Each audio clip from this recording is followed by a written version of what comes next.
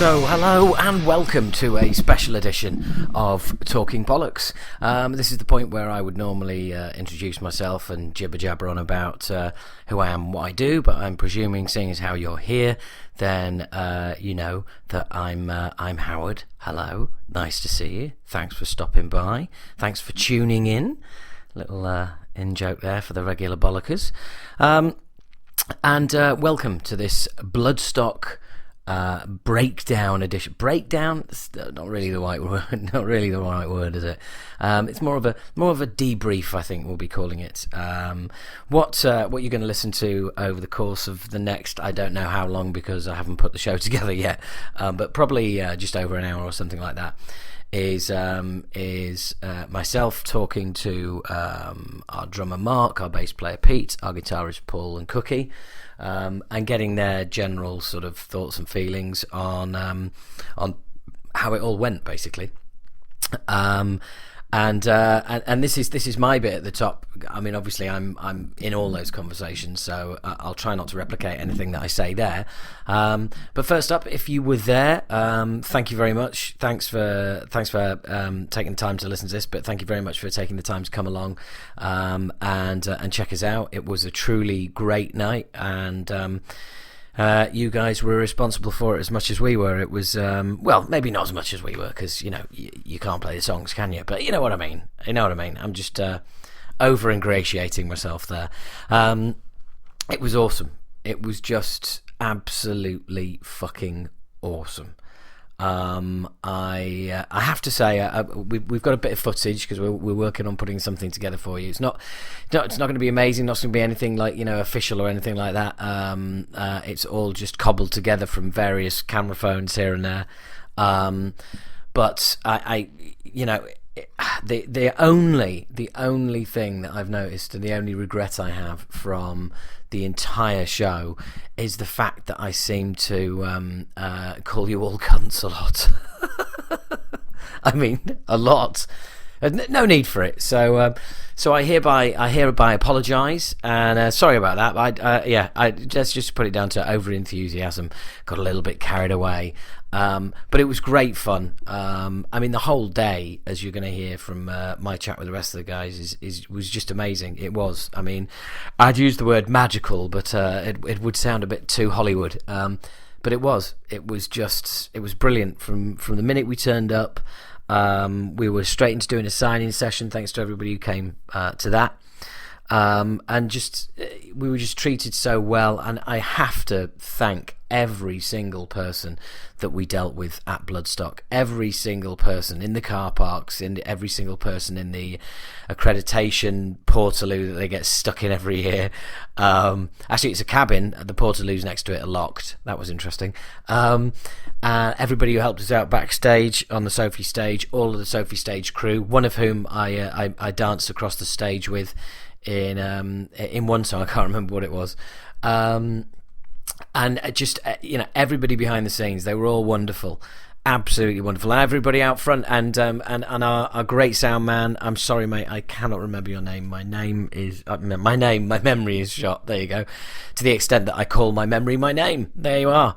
My Howard is broken. My memory is broken. But I mean, everybody said what a really good sound we had.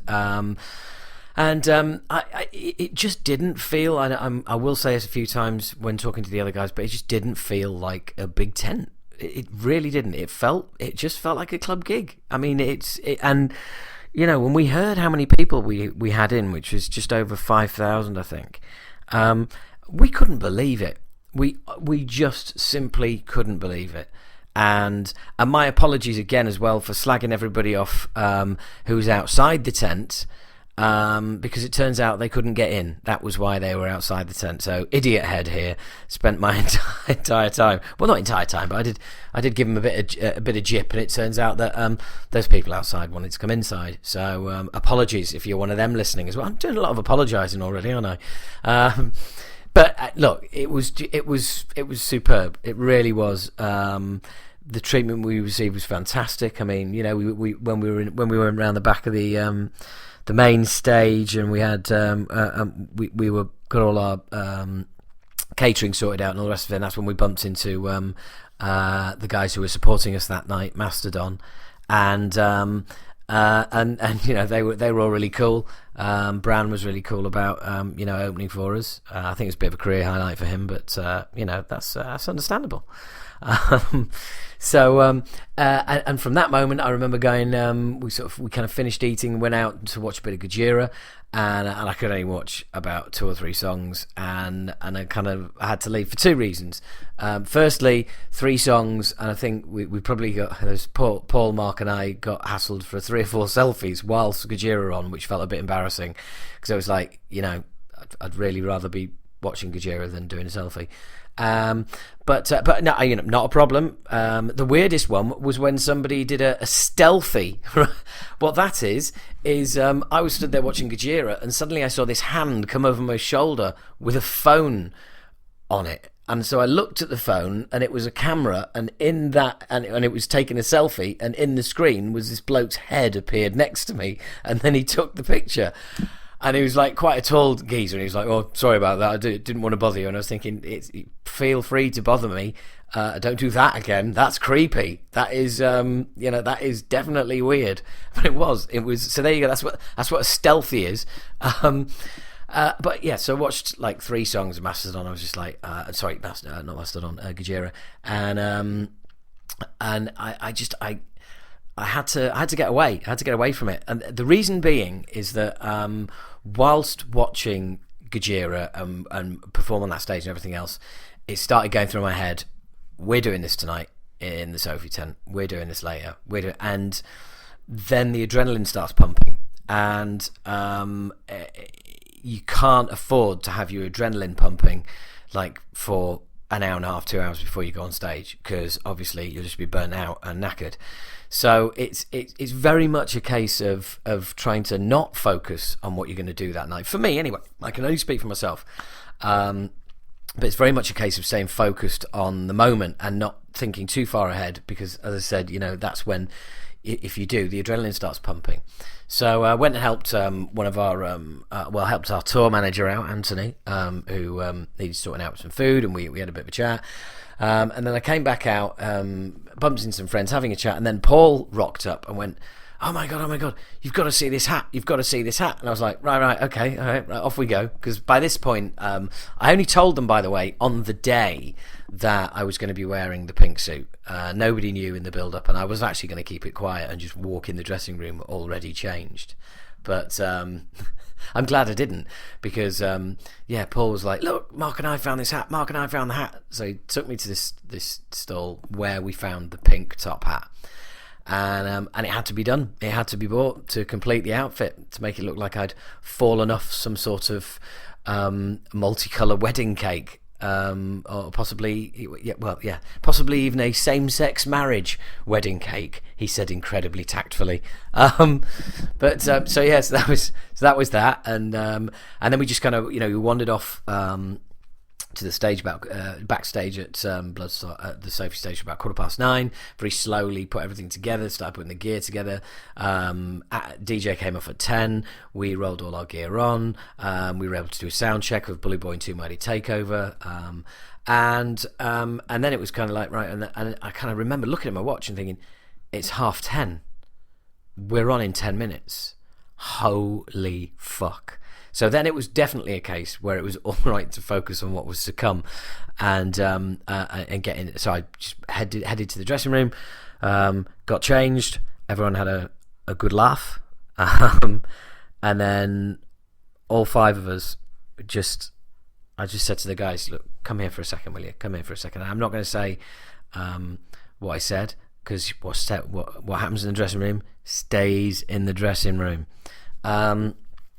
But I just had a little word with all of them, really, together as a unit, and we all kind of had a sort of a group moment, and then we had a group pick, which is one that you might have seen just prior to going on, and then we all kind of filtered out, as you'll hear, we all sort of filtered out up there kind of individually, really. I remember I could see Mark and Paul walking together, and I was just walking on my own towards the stage, just thinking, and the adrenaline was weird. Now the time was here. I wasn't overrun with adrenaline. I wasn't feeling like, right, come on. It was just kind of like, it was just in me. I just felt an incredible focus and just thinking about, because there's still lots to think about, which is, for instance, just getting the intro started, and is everybody ready before we press play on the intro? Because if they're not, it's too late once you press play. So you've just got to get everyone together, and I was like, right, are we ready? We're ready. Are we ready? No, hang on. Actually, I remember Paul going, no, I need a pick. He went running over to, I think it was Pete or something, and grabbed a pick and went, right, I'm ready. So, right, we are ready. We went, right, go for it. And then press play. And that was when the Phantasm intro started. What followed for the next hour and 10 minutes was the most fun I have had in my life with my clothes on. It's just fucking incredible. Absolutely incredible. The vibe from the crowd was immense. I mean, it really was so cool. I know this is going to sound so cheesy, but I'm going to say it anyway. It was like walking into a room and there just happened to be 5,000 friends there. It was almost like a surprise party, except without the surprise, with like advanced ticket sales and constant posters on social media and the internet. But apart from that, it was absolutely just phenomenal. I don't think any of us expected that. To be honest, I didn't have any expectations on the night. I think it's very dangerous to have any. You always just I tend to internalize everything and just focused on the job in hand and doing the gig and make sure we deliver, because we can't make more people turn up. If it's half full, it's half full. All we can do is go on stage and do our best. And that's what you've got to be focused on, and everything else is out of your control. So you may as well just focus on what's in control, what you're in control of, and deliver that, and everything should be all right from there on. And it was more than all right. I mean, the sound on stage was awesome. I really did feel we could have probably done another hour. I mean, I haven't been able to sing like that for a long time, purely because normally I'm shouting my nuts off trying to hear myself, but the onstage sound was just the perfect mix, and it was just, oh man, it was just great. It really was. It was such an amazing gig. All the little bits and pieces, the inflatable penis in the front of the crowd, the guy with the frog head mask, thanks to both of you.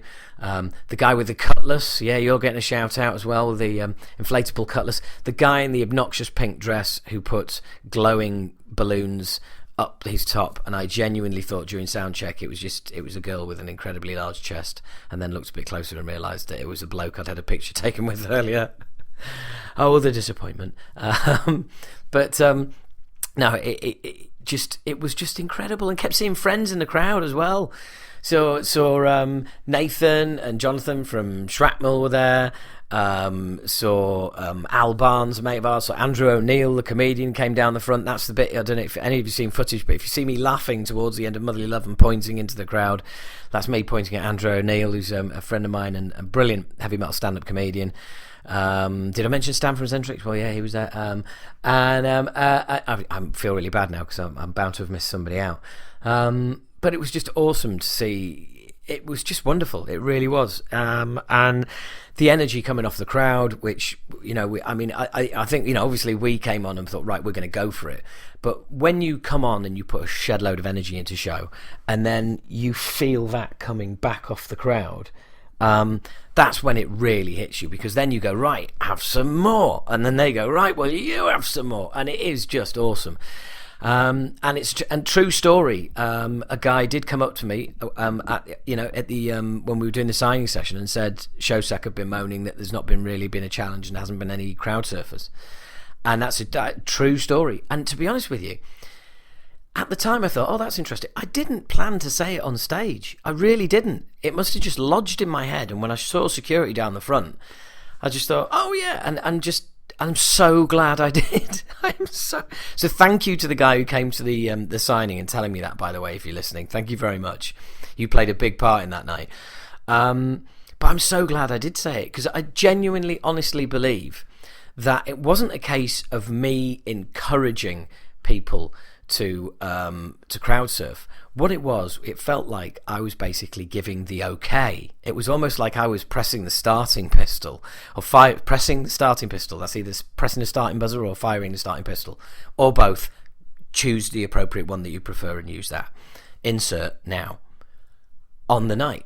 And it's just it was like I'd just given permission, because straight away people started crowd surfing. I mean, we hadn't started a song yet. As soon as I said they wanted to come out, it was like vroom. It was like watching those time-lapse movies when you see plants grow really quickly. They just shoot out the ground.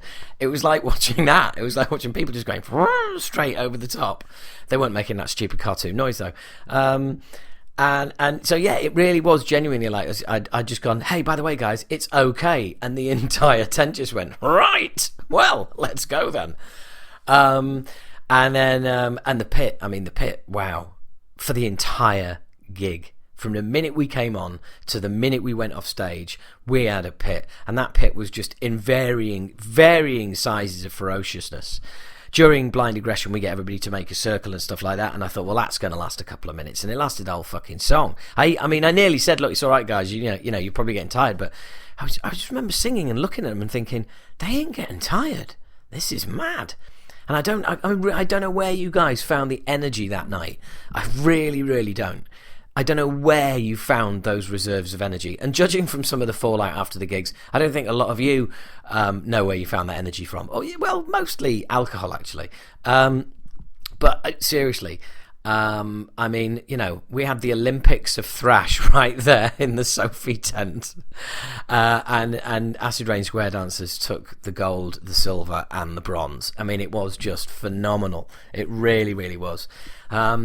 It was just... Yeah, I can't. And just to top it off as well at the end, when we said, look, oh, by the way, thank you to security, and the whole crowd started applauding the security, and security got up on the barrier and applauded the crowd back. And at that point, I have to say, I felt a little emotional.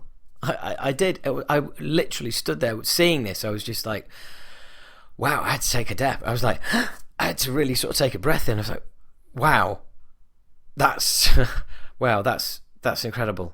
I've never seen that before. And I mean, it was, you know, just the crowd, you know, acclaiming the security, and the security acclaiming the crowd. And it was just the kind of oneness, which, as I've said many times, you just didn't get back in the day. It was us versus them. It was a big fucking punch up. And it was just brilliant. It was awesome. And it totally changed my opinion of modern security as well. Because look, Showsec as a company, I've had some bad experiences a long time ago. And when I heard this, they're saying they're a bit disappointed, I thought, really? And then I thought I'd say it anyway on stage, because that's the kind of idiot that I am. Just tell me what to say and I'll say it. That's why when we were on tour in Europe in 1989, and I said to a German guy, oh yeah, I speak a bit of German when I'm on stage, and they say, oh, what? I said, oh, well, the guys told me to say, wir sind Acid Rain und ich bin sehr kleiner. I can still remember it all these years later, and what it means is, we are Acid Rain and I am very small. Ha ha ha. They didn't tell me that, thanks. Yeah, not that I'm bitter. So I can, I'll say anything when I go on stage. They're Tangent fans right there. And the way they coped with it was just amazing. And the guys, all the Showsec guys were coming up afterwards and saying, oh, that's the most fun we've had in ages. And they were cool, and they were asking for selfies as well, and they were saying, oh, I hope you don't mind, it's very unprofessional. I was like, wow, how professional are these guys that they're worried about being unprofessional? Who the hell would think you'd ever get that from somebody working for Showsec security? No offense, Showsec, but just my mind is stuck in a long time ago. So awesome, just fucking awesome. Everything about it was awesome. And then we all came off stage, and we were in the dressing room just going, fucking hell. I mean, how do you calm down after the greatest orgasm you've ever had? How do you do that? I do not know. I really don't. Well, I'll tell you what I did that night, but it didn't help. But yeah, just amazing. Absolutely amazing. And then so we all toweled off and got changed and everything else. And then we went back out in the crowd to have a little wander around. I ended up chatting with a few people, and people straight away were coming over and saying, oh, it was awesome, oh, it was great, oh, it took me back, and I felt like a teenager again, and that carried on the following day. Mark and I were doing press the following day, and Pete was doing a bit of press with us as well, and it carried on. I mean, it was just it was incredible, absolutely incredible, to the extent that even two people from the industry were like saying, wow, we need to get involved with you guys, what are you doing with what are you doing with the album? We'll put it out straight away like that. Boom. Like, okay, right. So just wonderful. Absolutely wonderful. And I have to say, Bloodstock really does feel a little bit like our spiritual home. So at this point, I have to say thank you to Simon. I have to say thank you to Vicky, because I know those guys were really instrumental in getting us on. I have to say thank you to our agent Sharon, who again was instrumental in it. And we can't wait to come back. That's our home now. That's our spiritual home. And if you won't have us back, we'll fit a fucking hot dog van out with speakers. We'll drive unknown into the car park, and we'll play in the car park. Not that there's any reason that you wouldn't have us back. Hopefully, please don't say there is. But thank you to everybody involved with Bloodstock, from Show Sex Security, from all of the Bloodstock team, the whole thing has just been so. And Cosa Nostra PR as well, who are great to us. Michelle there, who it's always been cool to help me out with interviews, and all the press, all the people. I'm going to forget people now, but Total Rock, Bloodstock TV, Paul McMoney's there, who was great. All of the smaller sites that still put us out, which was great to get that kind of coverage. And I wish I could remember all your names, but I've got such a crap memory. So if I can just say the interview we did with the lovely Scottish lady, thank you very much. The interview that we did with Boobs Girl, you know who you are. Who else does that? Who else? No one's as big an idiot as me. The Mike James Rock Show. Just everybody. I mean, it was just everyone was just. I was just a loving. This is getting a bit too lovey now, isn't it? I think I should move on and start bringing in the guys. So that's enough of me. Yeah, that's enough of me, and now some more me with Cookie. I'm going to play these interviews to you in the order they were done, so that makes sense. Because if I sort of cut about you, it wouldn't make sense. So I didn't actually need to tell you any of that, did I? Well, there you go. That's the nature of this thing.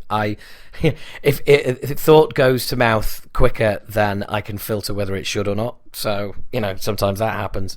Anyway, this is me. Now, I better trailer this by saying, right, that some of you, the eagle-eared and eyed of you, will have noticed that I said that there was going to be individual podcasts with every member of Acid Rain. The only one there hasn't been with is Cookie, because he didn't want to do one, which is absolutely fine. I'm not going to make anybody do anything they don't want to do, unless, of course, I can not tell them they're doing it, and they end up on the podcast anyway.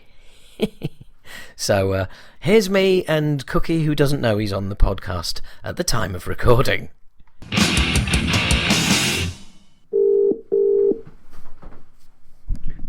Oh. Hello, mate. Can you hear me now? I can hear you now, yeah. Ah, marvellous. Cheers. I've just been having problems with my phone, so I'm on hands-free at the moment. Cool. Have you got a couple of minutes? I have, but yeah, no worries. Oh, cool, man. I just wanted to. It was just about the about Bloodstock, because obviously we've been thinking about. I've been thinking about Little Else since. Yeah, same here. I mean, it's been fucking amazing, isn't it? Oh, it's been the feedback I've been having, and the feedback we've had online as well, is fucking it's just amazing. It is, isn't it? Absolutely amazing, mind blowing. Yeah, I mean, I had what was it? A friend of mine who lives in Glasgow was wearing one of our shirts at a football match yesterday, and she was on her way to her car, and the bloke stopped her, pointed at the t-shirt, and said, "Best band at Bloodstock," and she said you could not have seen anyone who looked less metal. It's kind of going under the radar these days. You don't know, you just never know. You just never know. Well, some of us have got older, haven't we? So we look less metal than we used to. Apart from you, of course, you look totally. The geography metal. Teacher is more metal than the average kid these days. True.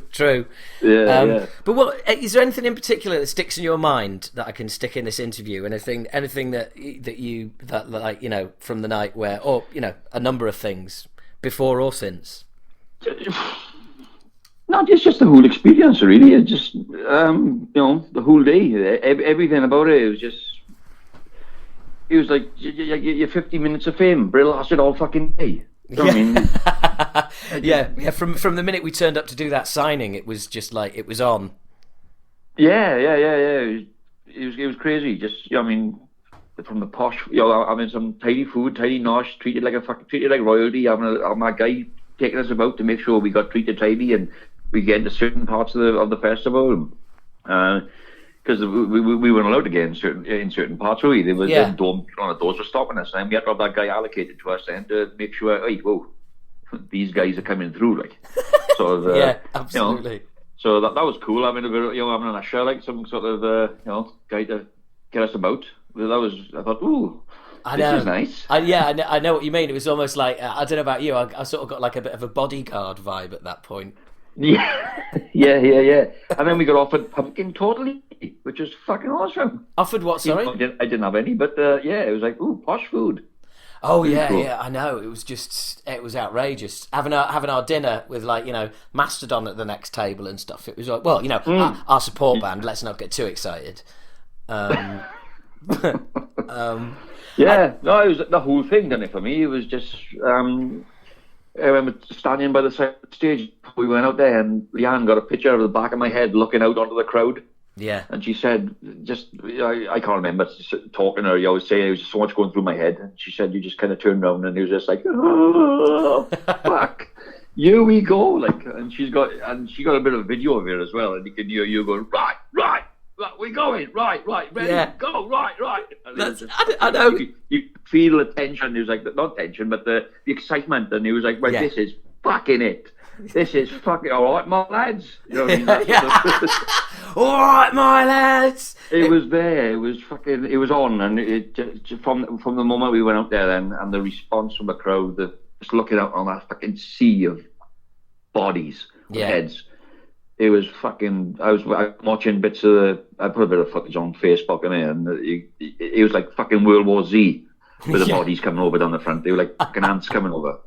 It was just seeing that from our perspective, from our view, it was just fucking intense. It was brilliant. It's weird because having watched bits of the footage, as you watch stuff, it reminds me of what happened, and then I replay it in my head from the onstage view, as opposed to what you're seeing from, and it's kind of bizarre, just like certain sort of just flashbacks, I guess. Do you know what I mean? Yeah. Just get instead of acid flashbacks, acid rain flashbacks. Acid rain flashbacks. Check that out. Yeah, I wanted to be in that crowd myself. Yeah. I did. I wanted to be looking at for the sound on stage was great. Yes. You had everything, but out there, watching some of the footage and the big sound is like, oh fucking hell! I would have loved to be out there watching this. well, to be honest, I did that a few times. I know, you lucky bastard. I know. I was kind of trying not to fall, keep my concentration. I think he's fucking out there again. He's gone. I can't see. He's just going just dwindling away into the back. The sea of fucking bodies putting him away. Yeah, I hope he makes it back for the last verse. I was saying, to the end, towards the end of Motherly Love, you can hear me just going, back to the stage. But it was bizarre because all of a sudden, as soon as I put a bit of urgency in it, all the hands started passing me over their heads a lot quicker, and there was a guy making his way to the front of the stage, being crowd surfing, and it was like a boat race. I just totally overtook him on the inside. It was fucking mad. Absolutely. I was absolutely insane. Yeah. The treatment that we had and everything, it was fucking brilliant. It was just something you never forget it. Yeah, you'll never forget things like that. Well, I think I also think that for me it was a bit of a kind of like fucking hell. This is like our spiritual home. Do you know what I mean? It's just like we rocked up, and the place was just fucking ready for acid rain. We weren't there by. Yeah, do you know what I mean? It wasn't like, oh right, so who's on the Sophie stage? It was like, we were over half full while Mastodon was still on. Yeah. Oh yeah. They're just a running joke though about Mastodon opening for us. It's kept I going. know we joke, Bran, but fucking when they get out of get a cop of this, like it's been mentioned a few times now, they're gonna fucking bastards. Well, the thing is, right? Maybe one day they will open for us tidy. You know what I mean? And be decent guys, like, you know what I mean? Yeah, absolutely, yeah. Well, no, I think it'd be nice of us to open for them. Do you know what I mean? Well, do you know what? Yeah, that'd be fucking amazing. Yeah, that'd be amazing. It would be. It would be for them. But the whole thing, mate. Even like I told you, I mean, it was such an impact on me. I come back and I fucking broke down. As Juliani just fucking hit me for 6. I was so overwhelmed. Such a massive thing. I couldn't hold myself together. I literally fucking went to pieces. Yeah. Just emotion. Oh, absolutely, mate. Very emotional. Same thing happened to me. I was on the phone. My mum was asking how it had gone and stuff, and I started explaining, and I just said, "Look, I'm gonna have to go," and I was sat in my car on the motorway, pulled over in the services, just bawling my eyes out. Well, funny enough, I messaged Leanne. I said, H broke down as well. My very text was H broke down as well, meaning same as me. Yeah. H broke down as well to his mother, and she thought you broke down in the car on the way to your mother's. And she went, "Oh, bless him. Did he get his car fixed? Did he call you?" I was like, "No, no, he went as well. His Ed went as well, same as me. He's very emotional." Yeah. You stupid twat. Brilliant. Yeah. Well, Cookie, you said that I'd never get you on my podcast. You twat. You got me, you. Yeah. Fucking got ya. God. Fucking I do. Fucking had you. Right, I'll cut it there. So there you go. That was me. Surprising Cookie there, complete with setup about the hands-free. Oh, I'm having to use the phone hands-free. I'm having problems with my phone. I wasn't. I was just. That's the way I need to record the podcast. Both Cookie and I had a little bit of an emotional breakdown. I tell you, following day after doing all press, I can't remember being that tired. I really can't. I was just exhausted, totally drained. But anyway, that's without further ado. Let's move on to the next conversation, which is with Pete, our bass player, and I caught up with him not long after I spoke to Cookie.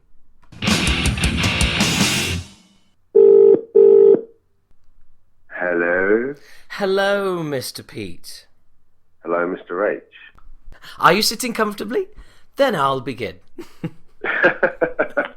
Once upon a time, there was a little rabbit called Cyril.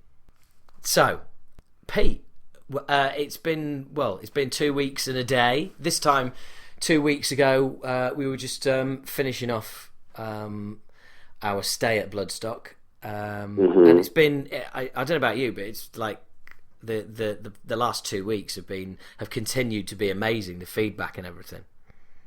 Yeah, it's weird because it seems like it was months ago. Yeah, that 2 weeks is sort of. Just really, I don't know, it hasn't dragged, it's just seemed like a really long time. And I keep seeing things popping up on social media about Bloodstock and I'm going, oh yeah, cool. Oh wow, that was only 2 weeks ago. So every time something else comes up, it's like a surprise now. It's brilliant. Yeah, it's well, I was thinking that when Total Rock published the video of the Mark and I doing an interview with them.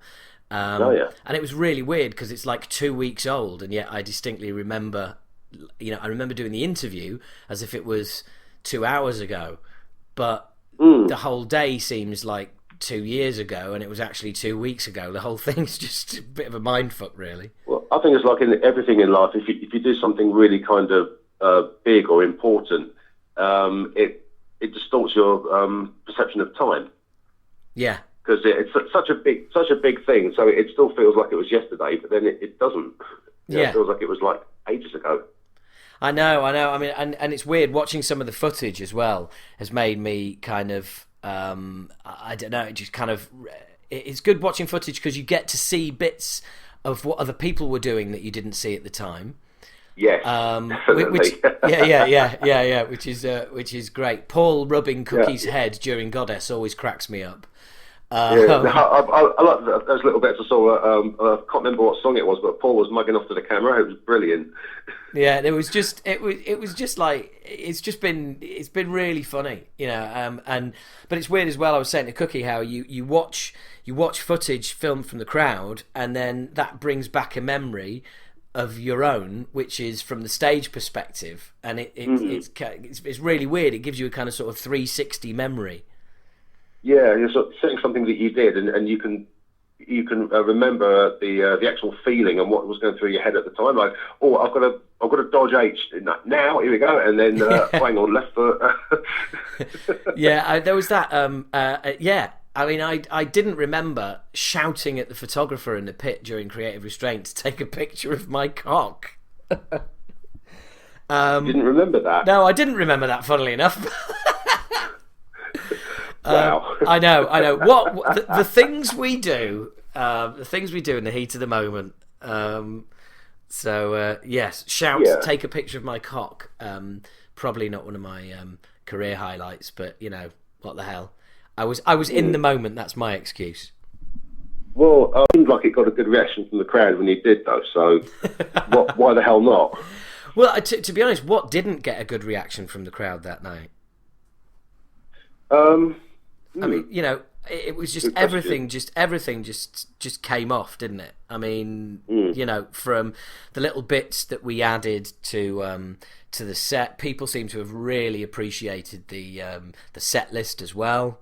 And you know, using the intro to Motherly Love again, and dare I say, even down to the pink suit, which I wish I could claim to be a media mastermind and say, oh, you know, I knew that was going to get loads of attention and you know, all the rest of it. And the following day, you know, or interviews asking about the pink suit and it being mentioned in reviews and stuff like that. I'm just like, right, okay, I totally did not see that coming. Really? No, not at all. I wore it for the occasion. I didn't think it would have the impact outside of that it has. Well, it's made a lasting impression, definitely.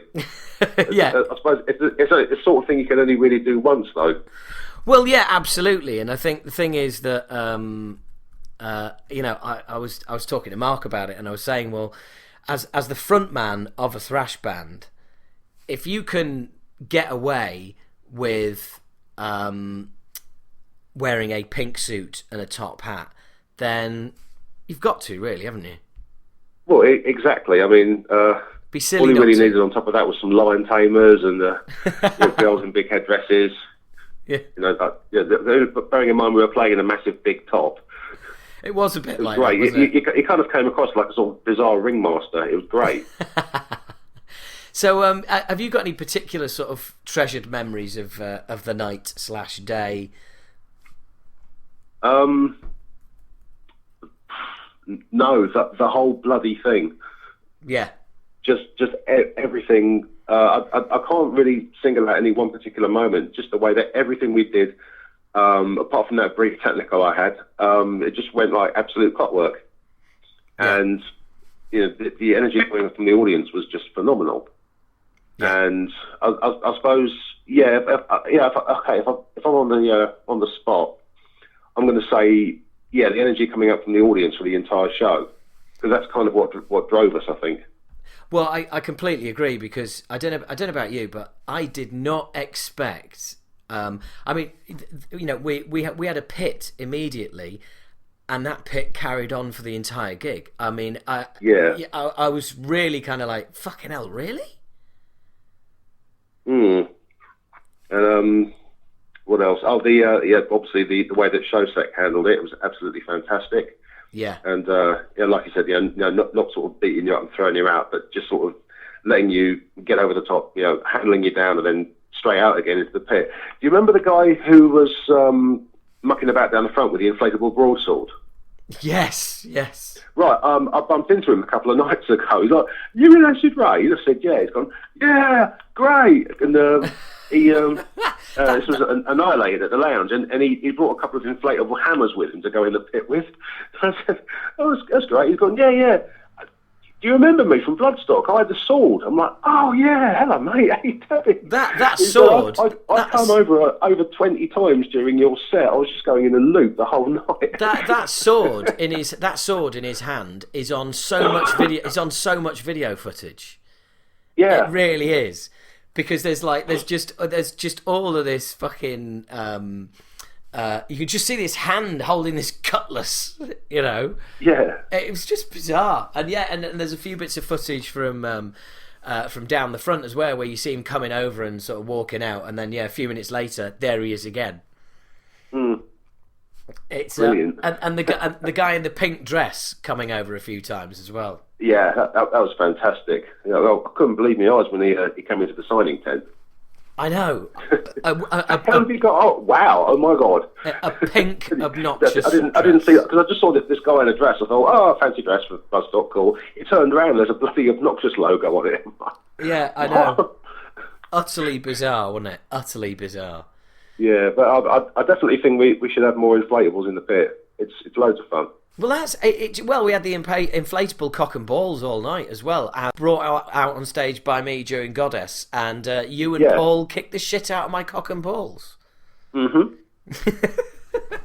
Well, come on, you're getting old. You need a bit of a hand. Well, I was going to say I got the feeling for you and Paul. I got the feeling that for you and Paul, that was definitely a highlight. Kicking me in my inflatable cock and balls. No, I know. Don't be so hard on yourself. I was terribly upset. I really was. I was terribly upset. The whole thing was just crazy, amazing, and chaotic, and I loved every second of it. Yeah. I mean, I think brilliant. Do you know what? I spoke to a few people the following day. And what I noticed was the superlatives. People just coming up going, you were fucking brilliant, you were amazing, you were superb, you were awesome. No one was coming up and going, yeah, you were good. I mean, everybody was just like over the top enthusiasm. And I kept saying to people, look, guys, you know, whatever you think, however good you think it was, however good you felt about it, we're exactly the same. Do you know what I mean? It's like you know, somebody coming up to you and saying, "God, fucking hell, you guys were awesome." I wanted to grab them and say, "No, fucking hell, you guys were awesome." Do you know what I mean? Yeah, definitely.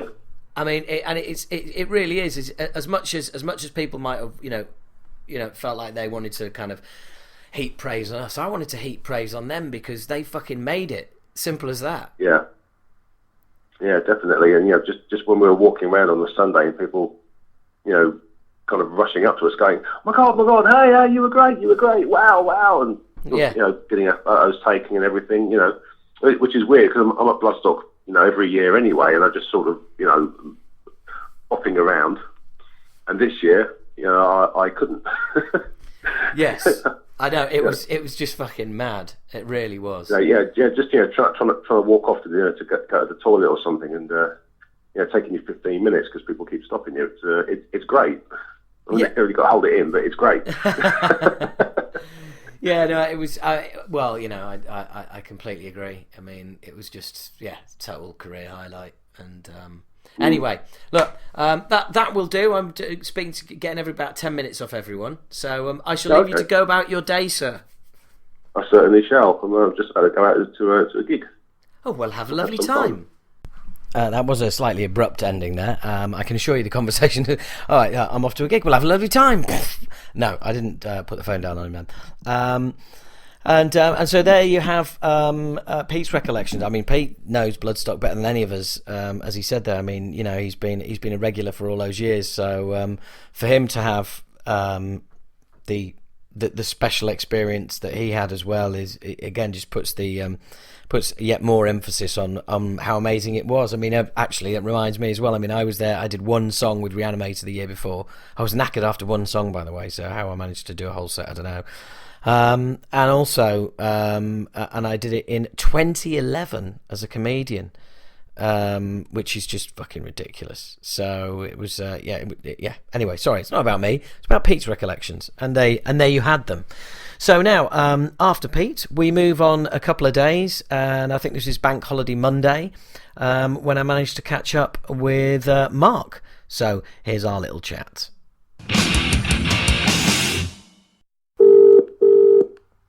Hello. Hello there. Hello there. How are you, mate? Bit rough. Bit rough? Yeah, this is the third night on the piss, really. So, I'm feeling it today. So I'm kind of away with the fairies at the minute. Like I was actually about to sympathise with you and feel sorry for you, but it's self-inflicted. So fuck you. Oh well, sorry. Like. So anyway, this is a bit weird, really, because we spent the whole of Sunday kind of talking about the previous night, and now I'm ringing you up and we're going to do it again. Yeah. Brilliant. Yeah. Repeat all the same stuff. Yeah, but no, because you get to speak this time. Oh well, yeah, that is the big difference, isn't it? You know, I don't just stand there looking really tall and uncomfortable, and you know, now I'm just kind of going to blabber loads of shit, and at least now I can actually say some things, you know. Yeah, you will actually get you chatty bastard. That's an album title right there, Chatty Bastard. Chatty bastard, yeah. Yeah. Little chatty bastard. Yes.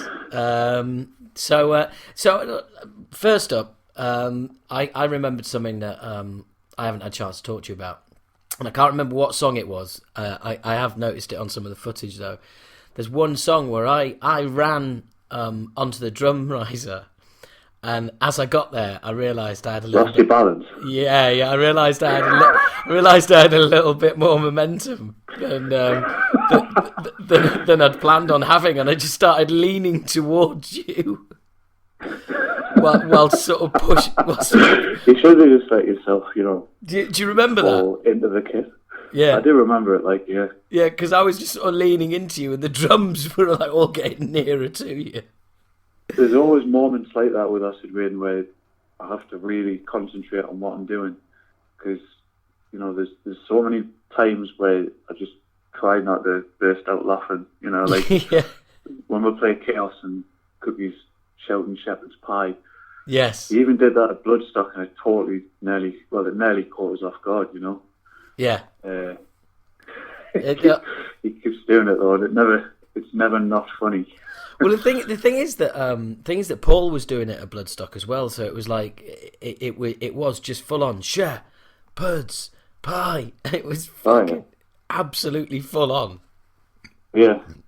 I was watching the footage yesterday because I was showing me made the footage that Ray recorded, and I was still laughing then as well, you know. Yeah. Because I think Cookie looks at Paul and realises Paul's shouting Shepherd's Pie, so then Cookie, you know, joins in. Yeah, it's fucking great. And there's a bit in Goddess as well where I've mentioned this to everybody. It's just a bit in Goddess where it's the chorus and Paul is over Cookie's side, and as it's like the old God, Paul just starts rubbing Cookie's head. Really? Yeah, it's just like rubbing his head, and it's like, oh well. And Cookie's why not? Yeah, exactly. Yeah, and Cookie's sort of like, you know, I don't know, he's just sort of reacting like a big cat that's been stroked under the chin or something. It's a bit, you know exactly what I mean. Pushing his head towards him and that. That's it. Yeah. To get more attention. That's it. Bit nuzzling going on. But I mean, it's been a couple of weeks now, which is weird because it's like still hanging around in my head a lot, and I think obviously it's the gig has sort of had more life as well because there's just so many fucking posts about it as well. Oh, totally. Yeah. I mean, I was in Trillions on Saturday night, and there was people I didn't really know who came up with me and said Acid Rain were the band of the weekend and how incredible it was. And you know, there's a couple of people who said they'd never heard of Acid Rain and stuff, but now they, you know, because they've witnessed what Acid Rain are like live, that they're going to buy all the stuff. And I said that we've heard that quite a lot at Bloodstock as well, didn't we? You know. Yeah. But yeah, there was couple of people with Acid Rain t-shirts on and Trillions as well, which I've never really. I mean, I've only seen that once before, but I've never seen, you know, like a few people wearing Acid Rain t-shirts, you know. And you know, you do put it down to Bloodstock, because I think, as we were talking about, Bloodstock's the one thing that we needed really, you know, to show that Acid Rain are back, sort of thing, you know. The reboot is actually happening, because, you know, as you know, there's people out there who don't know. Yeah. So Bloodstock was a big help for that. Like, well, it was even the interviewers, when we did the interviews, they were, even some of the interviewers were saying that they thought it was the first time that we played, well, that you'd been on stage since Acid Rain split up. Yeah. Yeah, so Acid Rain, you know, they don't do their homework. Yeah, absolutely, yeah. That's so Acid Rain are definitely back. Yes, we've definitely been back for a year. Yeah. But I think it was very important, and the winning over of new fans as well. I mean, that was ridiculous. That really took me by surprise, because I knew we were going to have. You know, I knew we were going to have a lot of square dancers rock up and it was the first chance to see us, because they hadn't been able to see any of the reboot shows of the tour last year. But what I wasn't expecting was, and a typical story was like, I keep hearing about, oh, you know, I was told by everyone that I should come and see you. Oh, I went with a mate just to keep him company. Oh, you know, and it just seemed like there was a genuine buzz about us playing there that I didn't realise, really. I didn't know. It was kind of similar to the way that we, you know, for the first tour that we did, where it was not knowing what to expect. I mean, I'd never been to Bloodstock, so I'd never seen, I know that the tent's bigger now, but I'd never seen, you know, what size the tent was or anything like that. And I didn't really know what to expect. And, you know, the time when I realised, like, fucking hell, like, you know, people are actually there to see was, you know, back, it was like when I was behind the curtains sort of thing, on stage, and, you know, when they were chanting Acid Rain, like, way before we were even due to play, you know, that was when it was like, all right, okay, it's on. Yeah, well, there's people, yeah. I remember that, because I remember you coming into the dressing room and going, they're chanting Acid Rain out there. Yeah, and it's like we were all looking at each other going, right, okay. And it was a really, really cool, chilled vibe before the gig as well, because normally, like, at least one of us is rushing around like a mad bastard before we're due to go on, going like, oh, fucking hell. But it was just so chilled, and it was just a really nice build-up from about 9:15. Yeah. And it was weird, because you thought, oh, 9:15, fucking hell, we've got ages. Then all of a sudden, it was 10:30. Yeah. I think what really helped was, you know, the people that worked there. I mean, they were absolutely spot on. Really big help. Just made everyone feel really comfortable, and, you know, they were there when you wanted them, and it was just a really comfortable atmosphere. Yeah. And it really made a difference to the performance. Yes. You know, because when we played, what was it called? What was that metal festival called, man, in Holland? Eindhoven Metal Meeting. Yes, the Eindhoven Metal Meeting. When we played that, it was just crazy. It was, you know, it was just pure panic before we went on, and, you know, I think it made a difference to the performance. Then your pedals collapsed. Fucking one song in, and the drum kit came apart, and it was great. Highlight of my music career, that's for sure. No, but, you know, the people at Bloodstock really helped, you know, I think, the whole band perform as good as we can, you know, because, like I say, if you're going on, you know, feeling anxious and panicking and worrying, it doesn't help whatsoever, you know, because you're just worrying all the time, and you want to be on the ball and concentrating on what you're doing and what you're playing, you know. Well, the thing is, as well, is that drains you of energy, and you know that's the last thing you need when you're about to be running around on the biggest stage you've ever played for over an hour. Well, you might not be running around, but you know, I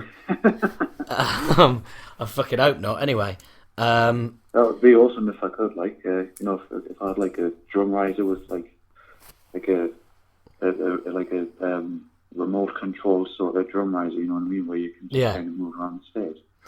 Yeah, that'd be awesome. Yeah, no, it wouldn't. No, because I'd probably run you over. Yeah, absolutely, and Pete as well, I would imagine. Why Pete? because Pete moves around a lot. Oh, right, okay. He's always all around a lot. He's all over the place. Also, the other thing as well that sticks in my mind is that we did a sound check to probably more people than we'd played to in a single crowd before. Do you know what I mean? It's like our sound check is the second biggest gig that we've done. Yeah, I never thought about that, but you're kind of right there, yeah. I mean, well, it must have been at least about 1,000 people in there at that point. Yeah. So yeah, our second biggest gig, Bloodstock sound check. That's insane. Isn't it? I mean, what was it we played? Bully Boy and Trump Minded Table, wasn't it? Yes. And they just went insane then as well. And it was like, this is a sound check. Like, chill out. Well, it's awesome. Carry on, you know. Well, the thing is, it sounded so good on stage as well. I was just like, this is fucking great. Exactly. Yeah. Everything about Bloodstock was it was perfect. It really was. Well, and like I keep saying, it was just that whole thing of being as comfortable as you can. Well, you know, sound is a big thing with performance. You know, if you haven't got a good sound, it's hard to perform as well as you can, because again, you're just worrying about things. And it was just spot on. It really was. You could hear everything clearly, you know, and they actually listened to what you wanted, which is quite rare, to be honest.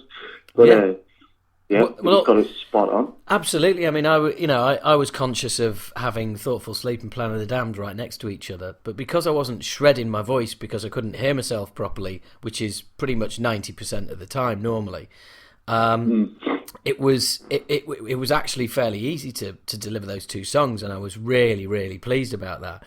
But even so, I lost time a bit in Blind Aggression. I think it's the second verse, and I just went over to the monitor desk and I just said, "Can I have a little bit more kick and snare in my front two, please?" And they were like, "Yeah, no worries." And that was that. You know, no more problems. Unless you count the third mother in Motherly Love, which for some reason I decided to start. Yeah, but we kept it right, mate. We've got your back. You've got my back. You've got my back. Yeah. Absolutely. I'll pop over and say thanks and fall into your drum kit. No problem. Awesome. I'll let you. Awesome. All right, mate. Well, look, that's all I need, really. I was just a quick catch up, and yes, because we're all saying pretty much the same thing, which is, oh, it was fucking awesome. It's going to be shittest podcast ever. People are going to be going like, well, that was a fucking waste of time, wasn't it? Jesus. Yeah, exactly. Yeah, Bloodstock was great. Yeah. Yeah, just listening to them all fucking wanking off over the phone. Brilliant, you know. But anyway, mate, look, go back to being hungover, and I'll speak to you soon, man. Right, cool, man. All right, take care. Right. Take care, man. See you later. See you later. Bye-bye. Bye-bye. And they have Mark and I's chat. Now, as you can hear, you know, I mean, Mark was as blown away as the rest of us, and I mean, he told me afterwards it was the biggest gig he'd done, which I didn't realise at the time. And I mean, we all had a bit of a moment backstage, and one thing I have to say as well is every single member of the band, and without wanting to sound too cocky, I include myself in this. Every single one of us nailed our job that night as well. I mean, everybody put in a stellar performance. Everybody put in a PB. If we're calling the crowd the Olympics of thrash earlier, if this was the Olympics of thrash, then yeah, we all put in PBs. That's all you want to do, really, is just get a PB. If you get a PB, everything will be all right, So we all did it was personal best highlight performance for all of us, and that's that's fucking everybody we all had our game faces on, and we all delivered at the crucial time. And again, I think that's also why the audience reacted the way they did. I mean, I had the famous legendary Stilly Paps, Kev's brother, watch the footage with me the other day. He was over, and he was saying that I mean, some of the songs we were playing ludicrously fast, and he was like, yeah, but it doesn't sound like a Blur because you're so fucking tight. And that doesn't happen by accident, kids. That happens by pure fucking rehearsal, and hard work. And everybody not just doing it in the practice room, that's everybody working on it away from the practice room and bringing their A game to the practice room and tightening everything up and getting it on the nail, and then getting them right in front of over 5,000 people on the biggest night of your career.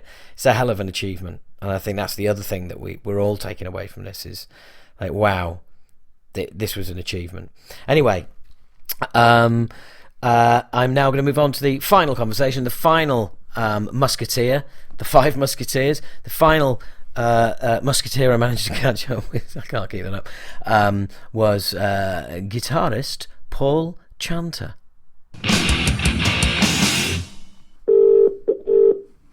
Hello. Hello there. Hello. Hello, how are you? I'm dandy. What the hell is going on? Oh, you mean I just rang you and then rang off? Yeah. Yeah, no, my phone hadn't connected with the Bluetooth speaker properly, so I had to ring it off quickly. But now you are live, big fat signal going into my Audacity. So there you go. Oh, I see. Yes. So we're recording already? That is my way. All right, okay. That is my way. No warning at all? No, not at all. Nothing. Hey, I tell you what, though. What was really good is the way I didn't give Cookie any warning at all, and then at the end of the conversation went, you know how you said you'd never come on the podcast? Brilliant. Got My it. name's Cookie, and I'm a complete toss fan. Yeah, absolutely, totally got him. I was like, you said you'd never come on, and he just went, "Oh, you bastard, you got me." Brilliant. Yeah. So he's done one then. Yeah, absolutely. Yeah, because Awesome. I told him during the week that it was for an email interview. So I've I kind of set him up over a course of a few days. Hoodwinked. It was completely planned. Yeah, absolutely. Oh, Brilliant. I've got a text here. Is it from you abusing me? Oh, probably. I sent one a while ago. You sent me about 3 of the same texts over and over. Oh, right. Okay. Sorry about that. That's again, I'm having fun with my phone. But anyway, yes. This is kind of we've had quite a few conversations about Bloodstock since it was finished. And obviously I've spoken to everybody else as well, and it was just really to get your thoughts on it 2 weeks on. I mean, all of us still seem to be pretty much fucking in a bit of a daze, really. Yeah, it's kind of I don't know. The whole thing was just it's like this. I really don't know what to say about it. It was kind of, I tend to go to most gigs without a kind of, or try to anyway, go without a preconceived idea of this is going to be fucking awesome, because you're invariably going to be let down if you go in thinking that way. So I try to go in with a kind of, right, I'm going to turn up and do what I'm there to do. And if there are a lot of people there and they're into it, then that's cool. And if they're not, then I'll be having a laugh with 4 guys playing some rad tunes, Yeah. But fuck me, that was just something That was just something else. It was, wasn't it? I mean, well, right off the bat, I mean, before we'd even played, I mean, you know, I was thinking, I was just when you were talking then, I was thinking of when me, you, and Mark were trying to watch Gojira, but getting collared for selfies before we'd even played. Yeah. And it was kind of there was an air about the thing already. You know, there was Acid Rain t-shirts everywhere, which was kind of cool to see. You know, you walk into a festival that size and you can just see t-shirts for your band all over the shop. You know, so that's a kind of good sign. You know, and yeah, there's people just kind of stopping us and asking for pictures and stuff like that. But it never really sunk in that this could be quite a big deal. You know, I mean, it's a big deal to be headlining the Sophie stage anyway. But it never felt like this could be, you know, awesome tonight or whatever. Yeah.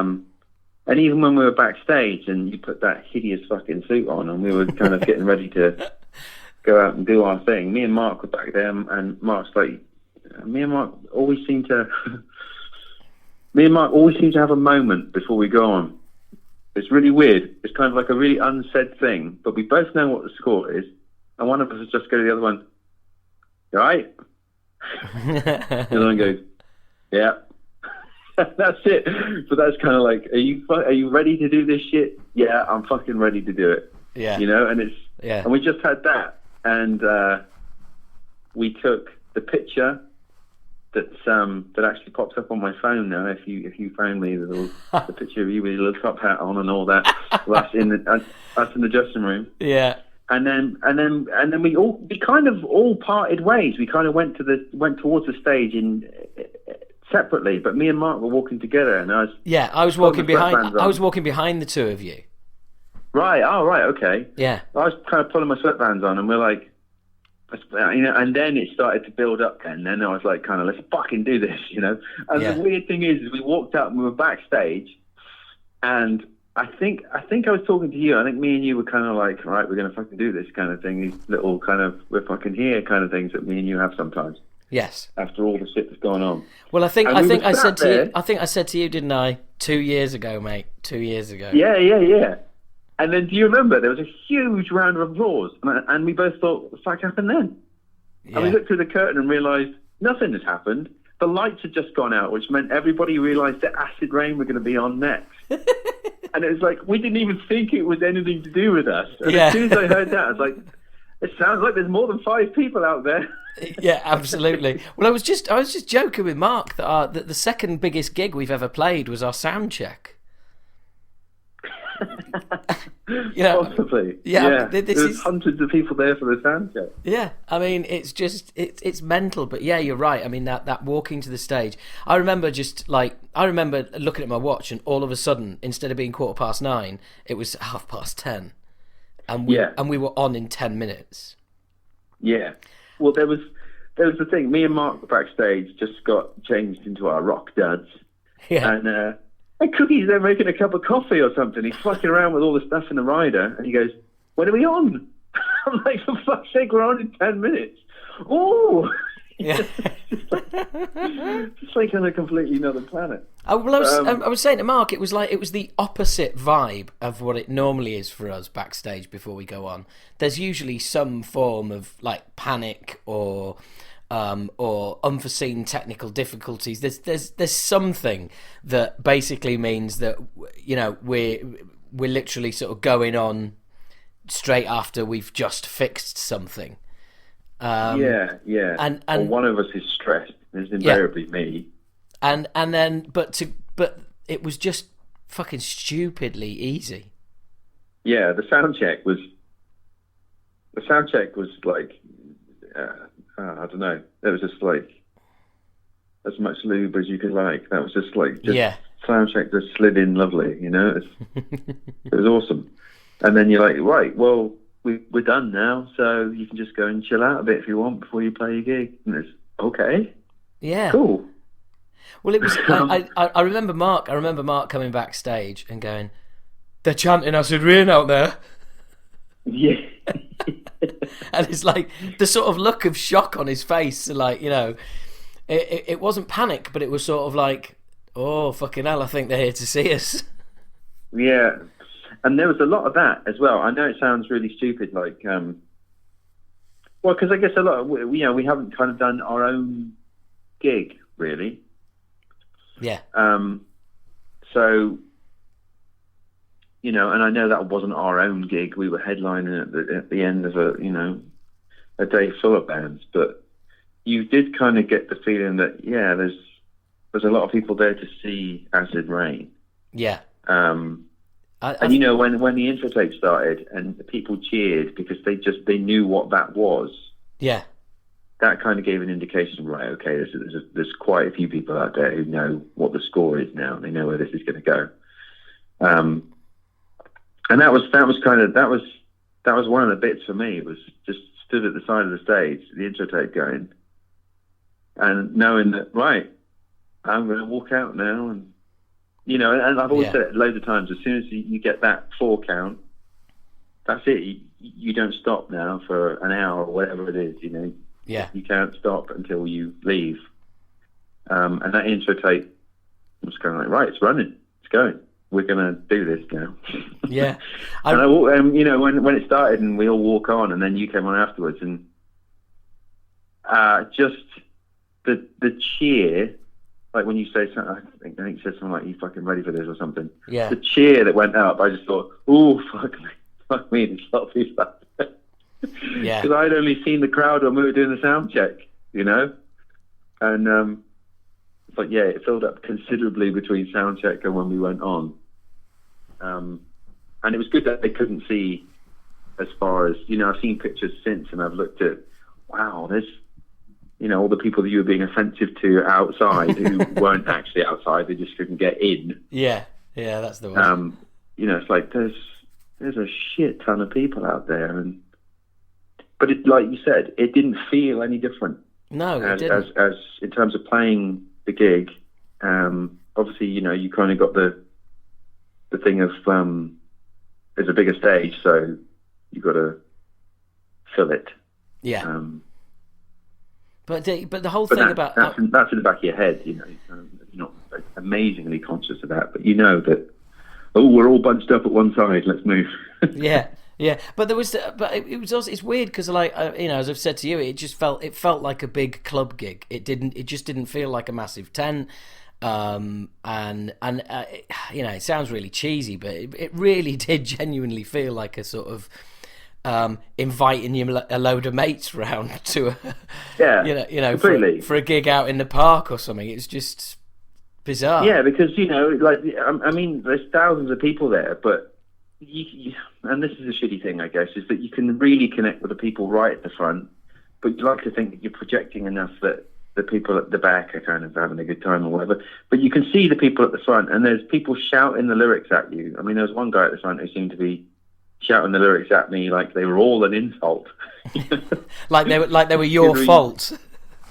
Yeah. But and the thing is, you could see what you could see at the front was a lot of people smiling, and not because we're dicking around all that. Oh, Acid Rain, they're a joke band thing or whatever. Yeah. But I think they were just like, they either knew the band and were like, this is really cool, or they didn't know the band and this is really cool. Yeah. Because it seemed like there were a lot of people who didn't really know what to expect and were either dragged along by friends of theirs or just, everything else is finished, I'll wander over here and see what's happening. Yeah. Who, and those kind of people were kind of taken by surprise a bit, I think, in a good way, which is cool. Well, yeah, I mean, just the feedback from people online and anecdotally has been, a lot of the people came to see us who, didn't. There was all sorts of people there. There was people there who'd seen seen the new lineup before. There was people who hadn't. There was people who hadn't seen us for 25 years and were a bit suspicious. Yeah. There was, but again, yet again, the feedback has been universally positive. I think we proved a couple of things. I think we proved that we can. Not only can we deliver at a festival, but we can pull a crowd at a festival as well. Certainly in this country anyway. I mean, outside of this country, probably, 5 people in a field and a cow maybe. But Yeah, I mean, it's, you know, there was certainly, well, the following day when Mark and I were doing press, I mean, the press tent was buzzing. It was buzzing, and everybody was saying, I mean, you know, I told you I bumped into Marcos Agueda. For those of you who are desperate, who are listening and thinking, oh, fucking hell, who's that? Singer of Death Angel. He was there for Metal Allegiance. And we saw each other in the press area, and he was like, I know who this guy is. And I was like, dude. So we had a big hug. First thing he says is, how was last night, man? I heard it was awesome. And it's like, fucking hell. That's rad. That's so cool. Yeah, absolutely. You know, and also... I was telling people about that who had no idea who Death Angel were either. Well, I mean, the following day outside the press tent as well, I had a merch company saying, who's doing your merch, really want to do your merch, how do we get you signed up? And a record label basically saying, look, and a reputable one at that, saying, look, we want that next album. We want that new album. Like, you know, what do we need to do? To They need to fucking wait. Yeah. Yeah, like everyone else. But absolutely, you know, I mean, and it was universal. It was like, you know, everyone from press to the industry. I think there was also a good few people who were surprised. Yeah. As in people who knew us back in the day, naming no names, but I got an email from a very well-respected journalist who was there. And he emailed me first thing Sunday morning to say, yeah, wow, really enjoyed the show last night. Yeah. You know, and that's the nicest thing he's said about Acid Rain in 30 years. So I met him, didn't I, with you? Yes, I think you might have done. Yeah, I think you introduced me to him. Yes, yes, there was two of them. Yes. Yeah, the one you've heard of. And that's kind of, that's cool. That's cool when people kind of, because, you know, this whole thing, and it bothered me back. I knew you said back in the day then. It bothered me back then. And it bothers me, but it bothers me now in a different way, I guess. Because you're in the band. It bothered me back then when people said Acid Rain are a joke band, because obviously I was a fan of Acid Rain, and it's like, I know they're not a joke band. I've read the lyrics. I've listened to the albums, you know. Yeah. But I know that they live, just, you know, it's like they have fun with it, you know. And people saying it now still, it's like, really? Yeah. You know, is Plan of the Damned a song that you would, you know, would clowns walk on to Plan of the Damned? Is it that kind of music? Is it? Do you know what I mean? Yeah, put your chicken suit on and do a little dance to. It's that. Not a joke band. Well, and like, yeah. Do you know what? We take it ridiculously. It's like we take the music ridiculously seriously. Yeah. You know, because it is serious.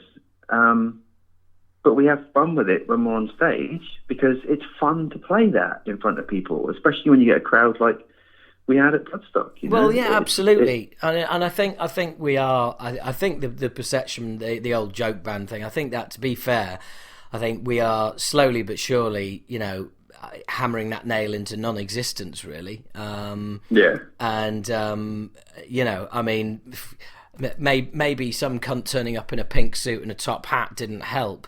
But, you know... that's showmanship, love. That's showmanship. It's showbiz, love. It's showbiz.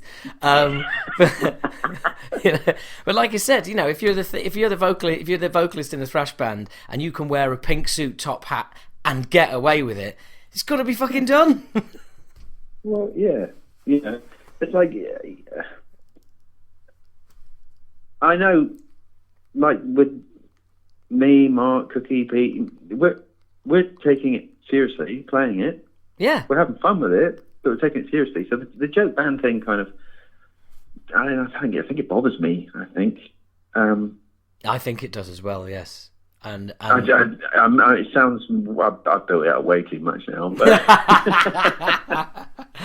yeah, well, no, but I know exactly what you mean. I know exactly what you mean, because it's something that, you know, that bothered me back in the day. But it's kind of, I'm well to terms with it now, and I don't have a problem, because I think, and like I said, I think certainly with the new lineup as well, everybody, you know, a lot of people saying, "Fucking hell, it's like it's a lot more tight. It's a lot tighter. It's a lot more visceral than it was back in the day. And you know, I mean, we are taking those songs, and I think taking them to a level that they've never been played at before. And we're adding new material into the mix. And to be honest, the most popular question, you know, in the press tent the following day is, when's this new album coming out? When's the new album coming out? And that's great. You know, it's not people saying, oh, you know, when are you going to play, you know, My Village and play Motherly Love 10 times? You know, people want more new stuff.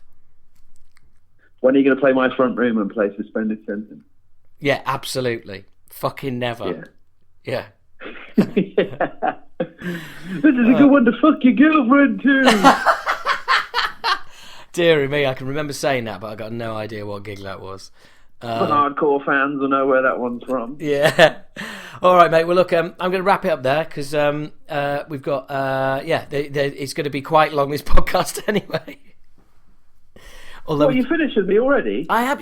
Well, yes, and believe it or not, we're coming up to 20 minutes, and I think the most I've done with anybody else was about 12 or 13 minutes. I've got all sorts of wonderful tales to tell, and you just cut me off. Like have you really? I can't help but feel let down, really. Well, go on then. Go on then. What are these wonderful tales? Well, yeah. In the dressing room at Bloodstock, I just wanted everybody to know, your avid listeners, that there were some fucking cracking chocolates back there, and I had quite a few fudges before I went on, and yeah, it's good. I think that should be on the rider all the time. Little mini fudge is not a full one. It wasn't a finger of fudge. It's more of a knuckle of fudge, really. But that kept me going. Powered by fudge. Oh, I thought bollocks. Well, actually, good. Well, you're in the right place. You're in a perfect place to do that. This is the forum for the talking of bollocks. Cool. But so you're going to compile this in a very sexy kind of acid rain, Bloodstock, a little bit of one of each type thing on there. Yeah, basically. Basically, just kind of like, you know, I'm going to do a piece up front, just, you know, with a few kind of classic memories. That's an hour and 20 minutes then. That's right, yeah, which will somehow involve slacking off everybody who played there except us. But no, I'm basically going to be doing the just kind of, you know, dropping in a conversation with us all, and that's kind of it really. And you know, cool. Everyone's going to be listening to this thinking, great, yeah, I know that, I've just fucking listened to it. Yeah. But you know, and there was also speaking of backstage, as you were there were a few minutes there. There was a couple of occasions where we all got together and words were said, words were spoken. You know, yeah. And I think it kind of really was a momentous occasion. We knew it was a big deal. It's like, you know, I said, like, you go on trying to just, like, a gig's a gig kind of thing, and you do the same thing everyone. But we knew in the back of our minds that this was, you know, especially when you were there waiting to go on and you heard the crowd. And we knew that however many people are out there, they're all going to be watching us. So we've got to knock it up a few notches from everything else that we've ever done. And I know, you know, I could tell that it was everybody kind of just give the dial a shove, you know. Well, I think all of our expectations were all recalibrated when we sat down to do a signing session. We were all signing tons of fucking programs, and then a load of people turn up from all over the country with shit to sign, you know, including a bloke in a pink obnoxious dress. By that I don't mean it was an obnoxious dress, I mean it was an obnoxious album-themed dress, who later shoved glowing balloons down it as a pair of tits, which was quite... Because in fact, now I remember now, at sound check, me going to you, have you seen that girl with that, like, huge chest at the front? And you were like, yes, but I haven't looked at anything else. That's all I've seen. And I went on closer inspection, and I came back and she said to you, yeah, it's that bloke from the signing with the pink dress. It's like, oh my god. Yeah, I feel unclean. There's like one of the videos somewhere where he gets yanked out the front and just wanders off past the camera. He's like, that fucking guy. Yeah, it's him again. Yeah. Right, okay. Well, look, I am gonna wind it up there, dude. Go on then. Thanks for the fudge story. That was awesome. Well, I'm just hoping for some freebies now. All right, okay. Well, hang on there, and I'll just finish this off. If you pardon me. Okay. Pardon the expression. Okay. Right, okay. That's the balls. So there you go. After initially saying, yeah, well, it's difficult to find the words to describe it, Paul found the words, and funnily enough, we kind of hung that chat up, and we carried on talking for a good couple of hours. So there you go. That is the thoughts of Acid Rain on their Bloodstock 2016 experience. It really was absolutely awesome. All I can do again is thank every single one of you who's listening, who was part of it. Thank every single one of you who helped make it happen. All the guys at Bloodstock, our agents, everything. I mean, I really do feel like it's like an Oscar an Oscar acceptance speech, and I could just sit here for a good 10 minutes just reeling off names. Well, I couldn't actually, because my memory is shot, but if I had them all written down, I could sit here for 10 minutes just thanking people. I really could.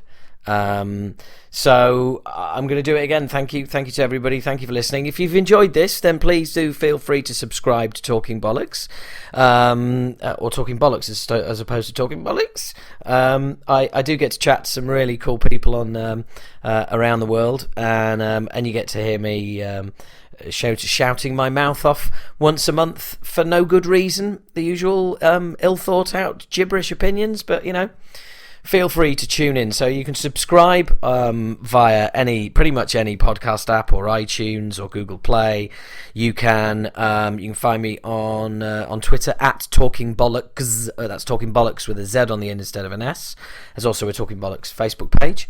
And feel free. But the one thing you can do, which would be really cool, and I encourage everybody to do this, is if you've got any friends who are into podcasts at all, and they've got a podcast app on their phone or on their tablet or anything like that, get them to subscribe. Now, if they're not into metal or anything like that, right, wait until they leave the room, get hold of their device, and subscribe them anyway. Okay, if you could just do that for me, because it helps the numbers, you see, and more numbers, better numbers, more viewers. Sooner or later I'm going to be able to sell some adverts on this thing and retire a billionaire. So, you know what I mean? Basically, Donald fucking Trump right here. So anyway, look, thank you very much to everybody. Thanks for tuning in. Really appreciated it. And there's only one way that this podcast can possibly end. There's only one song I could possibly play out on. Thank you very much. See you all next month.